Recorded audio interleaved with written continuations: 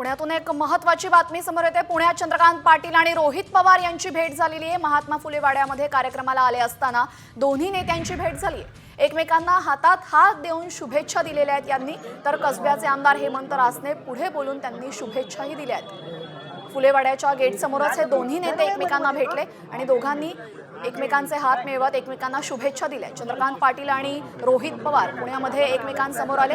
एकमेकांसमोर आल्यानंतर त्यांनी एकमेकांचे हात मिळवले आणि शुभेच्छा दिलेल्या हातात हात घेऊन। फुलेवाड्यामधील कार्यक्रमामध्ये हे दोन्ही नेते सहभागी झाले होते आणि याच कार्यक्रमादरम्यान हे दोन्ही नेते आमने सामने आले।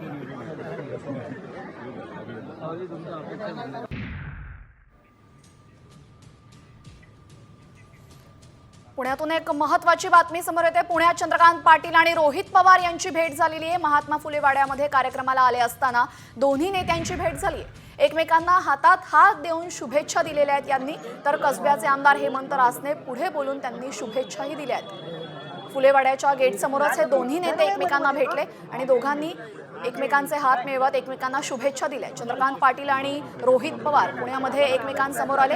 एकमेकांसमोर आल्यानंतर त्यांनी एकमेकांचे हात मिळवले आणि शुभेच्छा दिलेल्या हातात हात घेऊन। फुलेवाड्यामधील कार्यक्रमामध्ये हे दोन्ही नेते सहभागी झाले होते आणि याच कार्यक्रमादरम्यान हे दोन्ही नेते आमने सामने आले।